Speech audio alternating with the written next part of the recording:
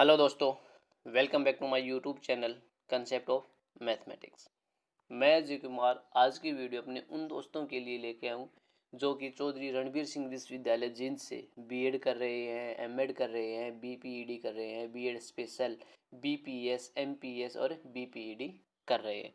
आज की हम अपनी वीडियो में बताएंगे कि वो सभी के सभी दोस्त हों या चाहे टीचर हों या हमारे स्टूडेंट हों कि वो अपना ऑनलाइन रजिस्ट्रेशन कैसे कर सकते हैं यूनिवर्सिटी की वेबसाइट पे जाके।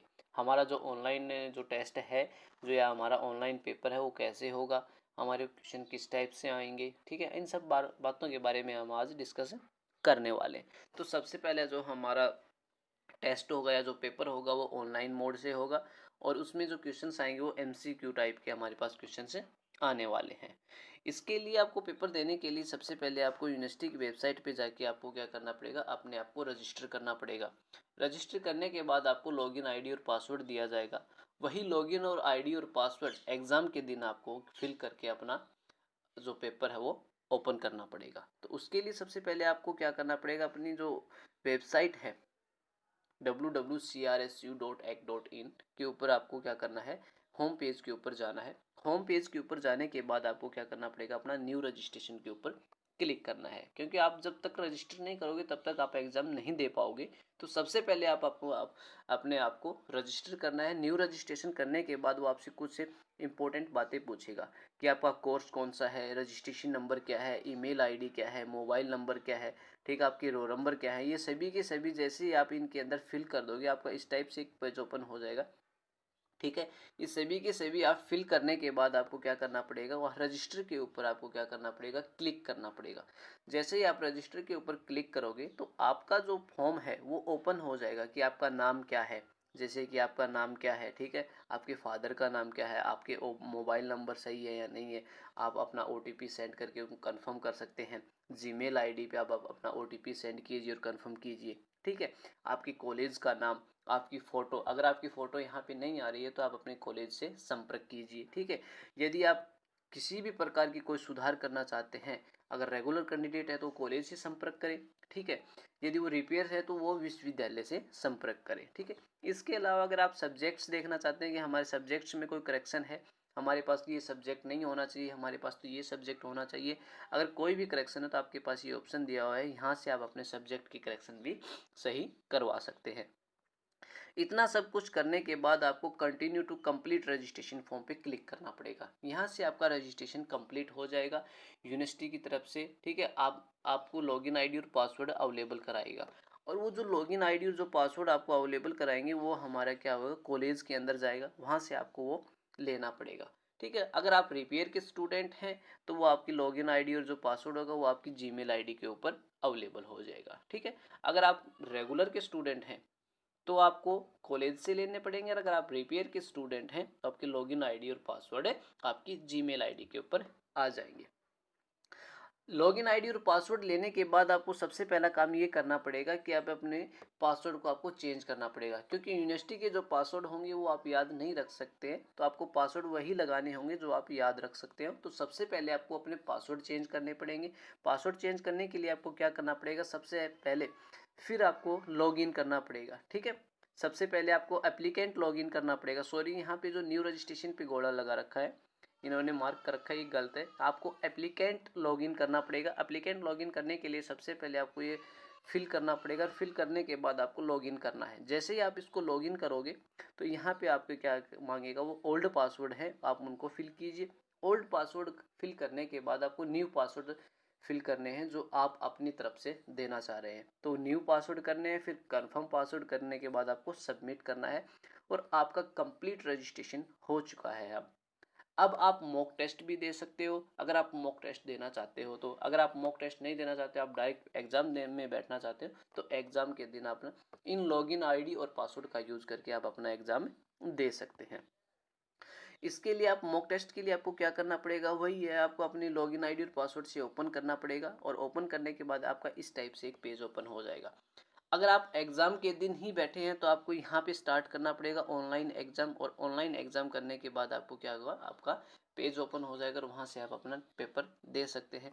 उससे पहले अगर आप मॉक टेस्ट देना चाहते हैं तो मॉक टेस्ट भी दे सकते हैं। यहाँ पे आप मॉक टेस्ट पे क्लिक कीजिए और आपके सामने एक मॉक टेस्ट ओपन हो जाएगा। आप अपने टाइम के अनुसार आप मॉक टेस्ट भी देख सकते हैं कि हमारा जो एग्ज़ाम्स आने वाला है वो किस टाइप का एग्ज़ाम होगा, कैसे हमारे से यूनिवर्सिटी एग्ज़ाम से ले रही है। एग्ज़ाम देने के लिए कुछ इंपॉर्टेंट्स चीज़ें हैं जो आपको याद रखनी चाहिए, ठीक है, आपके सामने आने वाली हैं। तो सबसे पहले आपका यदि लैपटॉप, ठीक है, अलाउ के लिए अनुमति मांगता है तो आपको अलाउ करना ही पड़ेगा, ठीक है। वहाँ पे आप ऐसा मत कर देना डो नॉट अलाउ या कुछ भी अदर एक्टिविटी मत कर देना ताकि आप एग्ज़ाम में अपना टाइम वेस्ट करें, क्योंकि एग्ज़ाम के अंदर जो टाइम आपको मिलेगा वो लिमिटेड मिलेगा, ठीक है। आपको उसी टाइम के अंदर आपको एग्ज़ाम करना है। अगर आप एक क्वेश्चन स्किप कर देते हो तो दोबारा उस क्वेश्चन के ऊपर आप नहीं आ पाओगे। कीमती टाइम है आपके पास तो अपने टाइम को वेस्ट नहीं करें, ठीक है। तो सबसे पहले अगर आपको लैपटॉप अलाउ मांगता है तो आपको अलाउ करना पड़ेगा, ठीक है। अलाउ करने के बाद हमारे पास कुछ इंस्ट्रक्शन दे रखे हैं कि आपको आपकी लैपटॉप या आपका फ़ोन है उसको आपको कैसे रखना है एग्ज़ाम के अंदर, ठीक है। आपको क्या क्या सावधानियां बरतनी है, इन सब के बारे में हम बातों के बारे में डिस्कस करने वाले हैं। तो सबसे पहले अगर आपको जो आपका फ़ोन है या लैपटॉप है उसको अपने फेस के सामने रखना है, उसका कैमरा सेट करना है, वीडियो सोर्स क्या होना चाहिए, ऑडियो सोर्स हमारा क्या होना चाहिए, आपको फ़ोटो कहाँ की लेनी है, कैसे लेनी है, ठीक है। आपकी आईडी फ़ोटो अपलोड करनी है, आप जहाँ बैठे हैं वहाँ आपके 360 का जो आपका व्यूज़ है वो आपको दिखाना पड़ेगा। सभी की सभी बातें यहाँ पे अच्छे से लिखी हुई है, ठीक है। इसके बाद जो हमारा आता है कि आप एग्ज़ाम्स के अंदर क्या क्या सावधानियां बरतनी है, सबसे इंपॉर्टेंट चीज़ें क्या क्या है, हम उन सब की बातों के बारे में चर्चा करेंगे। अगर आप इन बातों को अच्छे से नहीं पढ़ते हैं या इन पर ध्यान नहीं देते हैं तो आपकी यूएमसी बन भी जाएगी और आपको पता भी नहीं चलेगा कि हमारी यूएमसी बन गई है नहीं बनी है, ठीक है। तो इन बातों का आपको ध्यान रखना पड़ेगा। तो सबसे पहले जो इम्पोर्टेंट इंस्ट्रक्शंस हैं हमारे कि मुझे ये पूर्ण जानकारी है कि ऑनलाइन परीक्षा देते समय मैं कमरे में अकेले बैठूंगा, ठीक है। अगर आप कमरे में अकेले बैठते हैं इस बात का आपको ध्यान रखना है कि मुझे, अगर आप ऐसा नहीं करते हैं तो आपकी यूएमसी बनने के चांसेस बहुत ज़्यादा हो जाते हैं। सेकंड जो इम्पोर्टेंट इंस्ट्रक्शन है वो ये है कि मुझे पूर्ण जानकारी है कि परीक्षा के दौरान पूरे समय केवल लैपटॉप, डेस्कटॉप या मोबाइल पर ही नज़र रखी जाएगी। इसके अलावा अगर मैं दाएं बाएं कहीं भी देखता हूं तो भी मेरी यूएमसी बनने के चांसेस है, ठीक है। वो अपने आप यूएमसी बना देंगे। इसके अलावा मुझे पूर्ण जानकारी है कि परीक्षा के दौरान मुझे अपना कैमरा 360 पर घुमाने के लिए कहा जाएगा, तब मैं अपना कैमरा 360 घुमाऊंगा। यानी यूनिवर्सिटी से भी आपके साथ कनेक्ट रहेगा कोई ना कोई और वो आपसे कुछ भी क्वेश्चन पुटअप कर सकता है कि आप अपना कैमरा 360 घुमाओ, ठीक है। आप अपने पीछे का बैकग्राउंड दिखाओ, फ्रंट दिखाओ, आपके पास तो कोई नहीं है। आपका अपने फ़ोन का जो स्पीकर है वो ऑन रखना पड़ेगा कि कोई अनदर सोर्स तो आपके पास नहीं है, कहीं और से वॉइस तो नहीं आ रही है, आप किसी और चीज़ का तो यूज नहीं कर रहे हैं। इन सब बातों का ध्यान रखना पड़ेगा, ठीक है। इसके बाद जो आपका टेस्ट होगा, ठीक है, वो आप इंग्लिश और हिंदी मीडियम दोनों लैंग्वेज में दे सकते हैं। आपको एग्ज़ाम स्टार्ट करना पड़ेगा। जैसे ही आप एग्ज़ाम स्टार्ट कर देंगे तो आपके पास क्या होगा, कुछ इस टाइप से आपकी प्रोफाइल ओपन हो जाएगी। आपके पास क्वेश्चन आ जाएगा, आप कॉर्नर पे आपकी फ़ोटो आ जाएगी, ठीक है। ऑडियो आपका कैसा है, कैसा सोर्स है और वीडियो का आपका कैसा सोर्स है। अब क्वेश्चन को कैसे करना है ये सबसे आपकी इम्पोर्टेंट चीज़ है कि हमें क्वेश्चन को कैसे करना है। तो क्वेश्चन के लिए अगर आपको आता है तो आप क्लिक कीजिए, उस पर टिक मार्क कीजिए, टिक मार्क करने के बाद उसको सेव एंड कंटिन्यू कीजिए, ठीक है।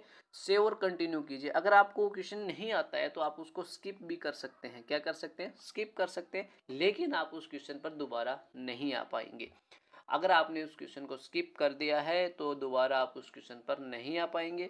सेव एंड कंटिन्यू कर दिया है तो भी आप उस क्वेश्चन पर दोबारा नहीं आ पाएंगे। यानी कि अगर आपको क्वेश्चन आता हो, चाहे न आए या न आए, लेकिन आप क्वेश्चन को एक बार ही रीड कर पाएंगे। उस वहीं पे आपको अपने क्वेश्चन को सिलेक्ट करना पड़ेगा, रॉन्ग या राइट, ठीक है। उसके बाद आपको नेक्स्ट करना पड़ेगा। आपका नेक्स्ट क्वेश्चन आपके सामने आ जाएगा। फिर आपको वही प्रोसीजर करना है। अगर आपको क्वेश्चन आता है तो टिक मार्क कीजिए, सेव एंड कंटिन्यू कीजिए, और अगर आपको नहीं आता तो आप उसको स्किप भी कर सकते हैं। तो आज की हमारी सभी इंपॉर्टेंट चीज़ें थी जो आप लोगों के लिए हमने आपको ज़रूरी समझा। अगर आपने अभी तक हमारे चैनल को सब्सक्राइब नहीं किया तो सबसे पहले आप हमारे चैनल को सब्सक्राइब कीजिए और बेल आइकन को ज़रूर दबाएं। और मैं चाहता हूं कि इस वीडियो को अपने दोस्तों के साथ ज़रूर शेयर कीजिए ताकि एग्ज़ाम्स में वो किसी प्रकार की कोई गलती नहीं करें।